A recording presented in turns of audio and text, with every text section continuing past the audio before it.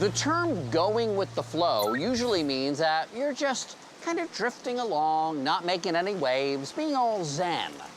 Well, soon that phrase will have a new meaning. Going with the flow could actually give you great power. Here's Allie Ward to explain. People have used water to power processes like grist mills for thousands of years. And in the past 2 centuries, engineers figured out more sophisticated ways to harness energy from water with the use of dams and turbines, creating what is known as hydroelectric power. Today, this man's very modern solution is a whole lot smaller than a dam, and more portable, too. While a dam can provide power for a city, his smaller solution could power homes or neighborhoods.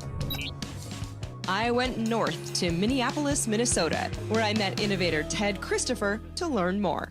Okay, so what are we looking at here? We are downtown Minneapolis. This is the Mississippi River, and this particular area is St. Anthony Falls. Ted grew up in Minnesota with a reverence for the lakes and streams and an awareness of the currents that run beneath the surface. He became determined to find a modern, ecologically friendly, versatile way to harness river power, and the result is the Volturnus turbine. Conventional hydro has been the dominant form of renewable energy in this country since the early days of it, actually. In fact, downtown Minneapolis was powered by hydropower during the 1900s. What's different about Volturnus is that it's an individual device that deploys directly into rivers. So you don't have to build a big dam, you don't have to build any big infrastructure. When I think of hydroelectric power, I think of that water wheel, that old mill style. How is this different from that? First of all, it's the orientation of the axis. So those are spinning this way, like a conventional windmill almost. Volturnus is different because it's got a vertical axis, so it's spinning this way, and that's to enable that really low profile so it can fit into shallower waters. It's a very big difference.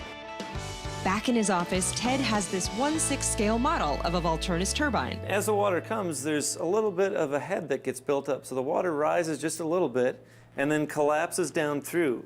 And that collapse down through allows us to harness not just the velocity of the water, but also the weight of it. So it's a little mini waterfall. In practical application, would you have several of these in a river? Yeah, they're deployed in arrays. So each individual Volturnus is deployed with 4 others, and we call it a V-pod.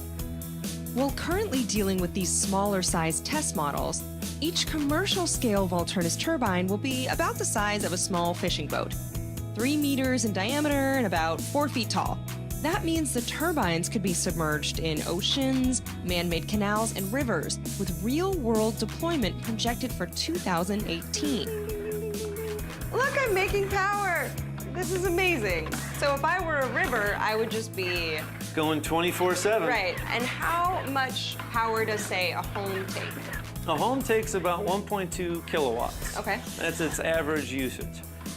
The V-pod will make 50 kilowatts, so that'll be enough to power 20 to 40 average U.S. homes. What? Even if they watch a lot of Saturday morning television? Especially if they watch a lot of Saturday morning television. Ding. When we come back, getting nosy with 3D printing, pushing presidents' buttons way before Twitter, and fighting the freeze with hair from the prairie. But first, it's time for the Mo You Know. One of the most popular products in soft drink history is Coca-Cola. So, for how much was the original recipe for the bubbly drink sold?